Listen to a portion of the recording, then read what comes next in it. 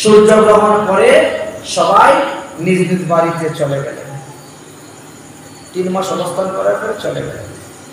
বসুদেব এসে উপস্থিত হলেন দ্বারকায়। এবার দেবকী দেবী বললেন, আমার 6 পুত্রকে এনে দাও। তিনি 6 পুত্র এনে দিলেন। 6 পুত্রকে এনে দিলেন রসাতল থেকে, বলি রাজার সেখান থেকে এনে ভগবান শ্রীকৃষ্ণ 6 পুত্রকে দিলেন। সেই 6 পুত্র দেবকী দেবী স্তনযুক্ত পান করে তাড়াতাড়ি চলে গেলেন।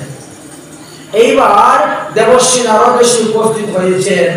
আর দেবশ্রী নারদকে এইবার বসুদেব বহু প্রশ্ন করতেছেন। তিনি প্রশ্ন করছেন যে, দেখো, আমি শুনেছি মানুষ নাকি জন্মগ্রহণ করার সঙ্গে সঙ্গে তার ঘাড়ের মধ্যে 3টা ঋণ পড়ে যায়, দেবঋণ, ঋষিঋণ, পিতৃঋণ। তাহলে আমি এই 3 ঋণ থেকে মুক্ত হব কেমন করে? বসুদেব জিজ্ঞাসা করছেন। তখন নারদ মুনি বললেন, দেখো, বিবাহ করে পুত্র সন্তান উৎপাদন করলেই পৃথিবীর থেকে মুক্ত। বেদ, গীতা, ভাগবত আদি পাঠ করলে পরে দেবঋণ থেকে মুক্ত। একাদশী আদি ব্রত করলে পরে ঋষিঋণ থেকে মুক্ত। তো আপনার তো 3 প্রকার হয়েই গেছে, অতএব আপনি তো সত্যি মুক্ত হয়েই গেছেন। আপনার আবার মুক্তির জন্য এত কিছু কি মুক্ত হয়ে, তবুও মনে মনে ভাবছেন যে আমি মনে হয় এখনো মুক্ত হতে পারি না, এখনো মুক্ত হতে পারি না। আরে যার পরে স্বয়ং ভগবান জন্ম নিয়েছে, তার আবার মুক্তির চিন্তা কিসে? জিজ্ঞাসা। এইভাবে অনেক আত্মতত্ত্ব, ব্রহ্মতত্ত্ব উপদেশ জ্ঞান দিয়েছিলেন দেবশ্রী নারদ বসুদেবকে। পরীক্ষিত মহারাজ বললেন, গুরুদেব, যদি অপরাধ না নেন একটা কথা বলবো? হ্যাঁ বাবা, বলো।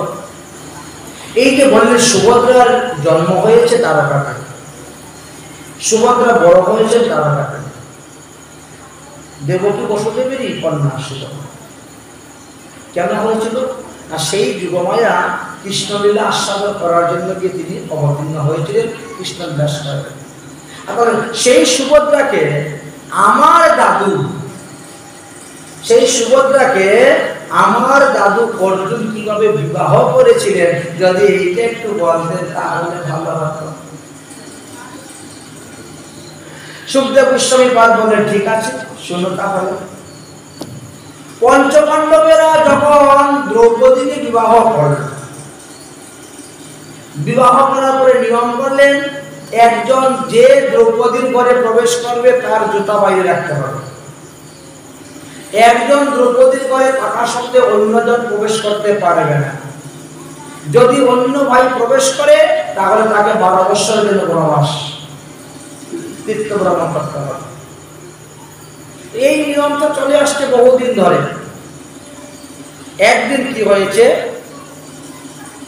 অর্জুন সুভদ্রার গৃহে গিয়েছে, গিয়ে তিনার গান্ডি, তীর, বাঘ, ধেনু, সব কিছু রেখেছে। রেখে খাওয়া দাওয়া করেছেন, বিশ্রাম করেছেন। বিকালবেলা একটু বাতাস খাওয়ার জন্য বাইরে বেরিয়ে গেছে সন্ধ্যা সময়। এমন সময় যুধিষ্ঠির মহারাজ প্রবেশ হয়ে গেছে। যুধিষ্ঠির মহারাজ প্রবেশ, যুধিষ্ঠির মহারাজের জুতা 2টা দরজার সামনে রেখে দিয়ে তিনি ভিতরে ঢুকে গেছেন। দেখতে দেখতে সন্ধ্যা হয়ে গেছে। সন্ধ্যার পরে এক কুকুর এসে কামড় দিয়ে জুতা নিয়ে চলে গেছে। এদিকে এক ব্রাহ্মণের বাড়িতে চোর ঢুকেছে চুরি করতে। চোর চোর চোর চোর, আমার চুরি সব নিয়ে গেল। অর্জুনের কানে আওয়াজ এসেছে। অর্জুন চিন্তা করে রাতের অন্ধকারে কোথায় চুর করব, তার থেকে বান মেরে পিঞ্জিরা বানিয়ে চুরকে বন্দি করে দিব। আর বান যে মারবো, তীর দেনু তো রয়ে গেছে দ্রৌপদীর ঘরে। ওই তিনি দৌড়ে এসে ঢুকে গেছেন, সামনে তো জুতা নেই, দৌড়ে যে ঢুকেছেন। এমনি যুধিষ্ঠির মহারাজ লজ্জা পেয়েছেন, দ্রৌপদীও লজ্জা পেয়েছে। কি ব্যাপার, তুমি হঠাৎ করে কেন আসলে? তুমি নিয়ম ভঙ্গ করে গেল? বলে ব্রাহ্মণের ঘর চুরি হয়ে যাচ্ছে, ব্রাহ্মণের ঘর তো সম্পদ রক্ষা করলে কিন্তু পরের দিন দিনাকে বনবাসে চলে যেতে হবে। এই জন্য অর্জুনের 12 বৎসর বনবাস হয়েছিল। এই বনবাসে কৃতিত্ব প্রমাণ করতে শুরু করেছিলেন। সেই সময়ে দুর্যোধন বলরামের কাছে গিয়েছিলেন গদাযুদ্ধ শেখার জন্য দ্বারকায়। গদাযুদ্ধ শেখার পরে বলরাম বলছে তুমি হলে বিশ্বের মধ্যে অদ্বিতীয় গদাযুদ্ধা, যাও। বলে তার প্রমাণ কি? বলে আমার যা বিদ্যা ছিল আমি তোমাকে উদার করে শিখিয়ে দিয়েছি, আমার কাছে কিছু রাখি নাই। তার প্রমাণ কি? তাহলে যুদ্ধ করো আমার সঙ্গে। তুমি যদি যুদ্ধে আমাকে হারাতে পারো তাহলে তুমি মনে করো যে আমি সম্পূর্ণ বিদ্যা তোমাকে দিয়ে দিয়েছি, তাই না? সম্পূর্ণ বিদ্যা তোমাকে দিয়ে দিয়েছি, শুরু হলো যুদ্ধ। যুদ্ধ করতে করতে করতে করতে প্রাণপণের যুদ্ধ, কে কাকে হারাতে পারে। কিন্তু বলরাম হেরে গিয়েছিলেন, দুর্যোধনের কাছে বলরাম হেরে গিয়েছেন। তখন বলরাম বলছেন বাহ বাহ বাহ, তুমি হলে শ্রেষ্ঠ গদাযুদ্ধা, অর্থাৎ তুমি আমার কাছে বর চাও, আজকে তুমি আমাকে হারিয়ে দিয়েছো, বর চাও। বর যদি দিবেন তাহলে গুরুদেব সুভদ্রাকে আমার কাছে দিয়ে দেন। এই হলো। এইবার তো বলরামের মাথা ঘুরে গেছে, সুভদ্রা তো আমার একলা ভুল নয়, কৃষ্ণের তো ভুল, আর তাকে বিয়ে দিতে গেলে তারও তো মতামতের প্রয়োজন আছে। ঠিক আছে, তোমাকে যখন কথা দিয়েছি তুমি যে বর চাইবে সেই বর দিবে, ঠিক আছে, তাহলে তোমার কাছে সুভদ্রাকে বিয়ে দেওয়ার ব্যবস্থা করো। মায়ের কাছে গিয়েছেন, বাবার কাছে গিয়েছেন, বসুদেবকে বুঝাচ্ছেন, দেবকীকে বুঝাচ্ছেন, ক্ষমা সুভদ্রাকে দুর্যোধনের কাছে বিয়ে দিতে হবে। কেউ রাজি হচ্ছে না, দিতে হবে, আমি কথা দিয়েছি। এই কথাটা ধীরে ধীরে চতুর্দিকে ছড়িয়ে গেছে। অর্জুন যখন দ্বারকার পুণ্যতীর্থে উপস্থিত হয়েছে তখন শুনতে পেয়েছেন এই ঘটনা। অর্জুনের মনে মনে ইচ্ছা হলো, আমারও তো ইচ্ছা ছিল সুভদ্রাকে বিয়ে করতে, আচ্ছা দেখি একটু চেষ্টা করো। চেষ্টা করলে তো দোষ নাই, চেষ্টা করে দেখি সুভদ্রাকে পাই কিনা। এই জন্য অর্জুন সাধু বেশ ধারণ করেছেন, লাল কাপড় পরেছেন, রুদ্রাক্ষের মালা গলায় দিয়েছে, বড় বড় জটা, বড় বড় চিন্তা, এমন এক বেশ ধারণ করছেন কেউ তাকে চিনতে পারবে। আর দ্বারকায় গিয়ে বট গাছের নিচে বসেছেন, একেবারে ধর্ণা দিয়ে ঝুলছে। এমন সাধু যেই আসে, আমাদের স্বভাবই সাধু দেখলে বলি বাবা আমার একটা হাতটা দেখেন, তাই না? সাধু দেখলেই সবাই হাত দেখা সাধু, মানে বলতে শুরু করে দেন, হ্যাঁ তোমার এই তোমার সেই। কাউকে কাউকে ঝাড় ফুঁকো দেন, কাউকে আবার কবস্থাবিজ দেন, আবার চাতুর্মাস্য ব্রত, কারো হাতে খানা না নিজের হাতে খান। নকল সাধুরা বেশি নিয়ম দেখায়, আসল সাধুরা কিন্তু নিয়ম দেখাবে না, লেখি বিক্রি যেমন তেমন করে দেবে। নকল সাধুরা নিয়ম বেশি দেখবে আর ঠাটপাট বেশি দেখবে, ইস্তারি ছাড়া কাপড় পরবে না, সুগন্ধি তেল ছাড়া মাথায় তেল দিবে না, সেন্ট ছাড়া গায়ে হাঁটবে না। আসল সাধু কিন্তু তাই না, নকল সাধু তো কত রকমের নিয়ম আর কত রকমের ঠাটবা আটকে যাবে। বাবা সবাই বলছে না জানে কত বড় সাধু। এদিকে বলরাম উদ্যোগকে নিয়ে যাচ্ছেন পুরো দরকারি কাজে, হঠাৎ থেকে লোকের ভিড়, কি ব্যাপার এখানে তো লোকের ভিড় কেন রে? না, এখানে সাধু বাবা বসেছেন, তিনি কুষ্টি বিচার করতে পারেন, হস্তরেখা বিচার করতে পারেন, যার ফুক অবস্থা দেন তো এই জন্য। ও আচ্ছা আচ্ছা, দেখি তাহলে আমার হাতটা একটু দেখাই। তাহলে বলরাম চলে গেছেন, একবার সাষ্টাঙ্গে প্রণাম, দণ্ডবোধ সাধু বাবা, আমি বড় বিপদে আছি, আমার হাতটা একটু দেখেন তো। ও তোমরা তো দুই ভাই, তুই বাবারি সাধু তো কম ব্যাপার নয়, আমার হাত দুই। হ্যাঁ তোমার এক ভাই দেখতে একেবারে কালো কুচকুচে, তুমি তো বেশ সুন্দর গোরা, তোমার এক বোন বিয়ের বাকি আছে। ওরে বাবা এই সাধু তো হাতছাড়া করা যাবে না। ঠিক করেছেন মহারাজ। তাহলে দেখেন তো আমার বোনের বিয়েটা কোথায় হবে? আমার ইচ্ছা আছে দুর্যোধনের কাছে বিয়ে দেওয়ার। আপনি দেখেন তো আমার বোনের বিয়েটা কোথায় হবে?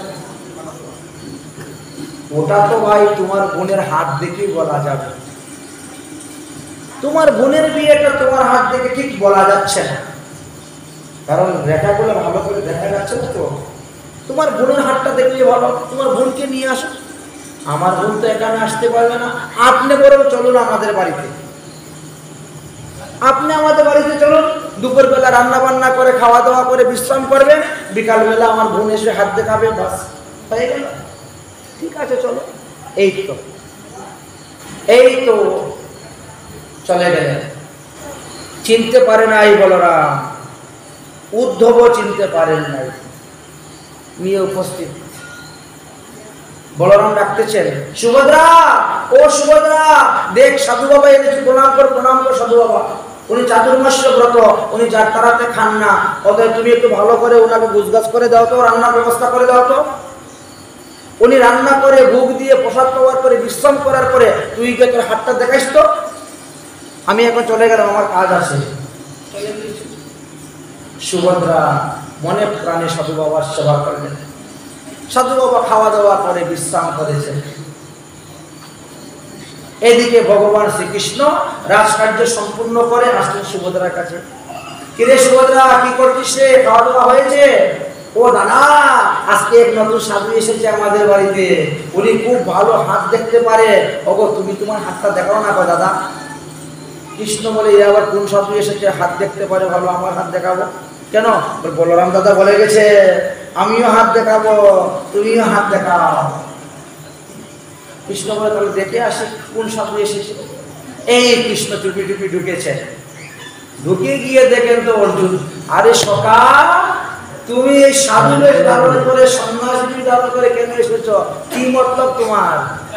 বলে, আর বন্ধু বলিস না, আমি না মনে মনে সুভদ্রাকে ভালোবাসি, সুভদ্রাকে বিয়ে করার আমার খুব ইচ্ছা। কিন্তু আমি শুনলাম বলরাম দাদা নাকি সুভদ্রাকে দুর্যোধনের হাতে বিয়ে দিয়ে দিলেন। এই জন্য একটু চেষ্টা জন্য আসছিলাম সাধু বেশ ধারণ করে। কৃষ্ণ বলছেন, আমারও তো ইচ্ছা রে বন্ধু, তোর কাছে বোনটাকে বিয়ে দিব, কিন্তু সুভদ্রা রাজি আছে কিনা আগে দেখে নেই, তারপরে একটা ব্যবস্থা করা যায়। সুভদ্রা যদি রাজি থাকে তাহলে কেউ আটকাতে পারবে না। ঠিক আছে, আমি দেখি একটু চেষ্টা করি। এবার কৃষ্ণের চেষ্টা শুরু হলো। অর্জুনের চেষ্টা এই পর্যন্ত শেষ। অর্জুন কৃষ্ণের উপর দায়িত্ব দিলেন, আর কৃষ্ণ গিয়েছেন। কৃষ্ণ গিয়ে বলছেন, সুভদ্রা, সাধু বাবাকে দেখে এসেছি। সাধু বাবা ঘুমাচ্ছে নাক দেখে। আচ্ছা বল তো, তুই কার কাছে বিয়ে বইবি? তুই অর্জুনের কাছে বিয়ে বইবি না দুর্যোধনের কাছে বিয়ে বইবি? ও জানি কি জানি, তোমরা যার কাছে বিয়ে দিবে তার কাছে বিয়ে বলবো, আমার কাছে সবই সমান। সমান নয়, সমান নয়। অর্জুন হলেন সব্যসাচী, অর্জুন হলেন শ্রেষ্ঠ ধনুধর, অর্জুন হলেন মহাবীর। অর্জুন তো সাধারণ ব্যক্তি নয়, অর্জুন ভগবানের অংশ অবতার। অর্জুনের মহিমা একেবারে দশমুখে শুরু করে দিয়েছে, বলেছেন। আর দুর্যোধন অলির অংশ থেকে জন্ম, কথায় কথায় কলহ, ঝগড়া, কুটিলতা, অসৎ, পাষণ্ডী, আর যত দুর্যোধনের বদনাম। সুভদ্রা বলে, তাহলে তো অর্জুনকে বিয়ে করাই ভালো। হ্যাঁ দেখ বোন, তুই যদি অর্জুনকে বিয়ে করতে চাস তাহলে আমি তার ব্যবস্থা করে দেব। সুভদ্রা বলছে, দাদা অর্জুনকে পাবো কোথায়? অর্জুন নাকি 12 বছরের জন্য বনবাসে চলে গিয়েছে, এতদিন কি আর আমি ঘরে থাকবো? বলরাম তো বিয়ে দিয়ে দিবেন। আরে তুই যদি রাজি হস 3টা তুলকি দিব, আর এমনি অর্জুন চলে আসবে। হ্যাঁ, অর্জুন কি তোমার সাপের প্যাকেটের ভিতরে নাকি যেটা আগে দিতে চলে আসবে? বলে আগে বল যে আমি অর্জুনকে বিয়ে করব, তাহলে ব্যবস্থা করে দিচ্ছি। সুভদ্রা রাজি হয়ে গেছে, হ্যাঁ আমি অর্জুনকে বিবাহ করব। বলে তাহলে ওই যে সন্ন্যাসী বাবা কতই হলো অর্জুন। তা বিয়েটা হবে কেমন করে? শোন আমার বুদ্ধি, বিয়ে কেমন করে হবে। এই রথযাত্রা উপলক্ষে সমুদ্র পার হয়ে সবাই যাবে রথ দেখতে। সমুদ্র মধ্যে থাকে তো, সমুদ্র পার হয়ে রথ দেখতে যাবে সবাই। আর ওখান থেকে অর্জুন তোমাকে নিয়ে পালিয়ে যাবে। দেখে পালিয়ে যাওয়ার বুদ্ধি কিরকম দিচ্ছেন ভগবান। শুন, তুই কিন্তু রথ চালাবি, অর্জুন রথ নিয়ে আসবে, আসার সঙ্গে সঙ্গেই অর্জুন রথে বসে যাবে, আর তুমি রথ চালিয়ে সেখান থেকে পালিয়ে দুটা পালাও।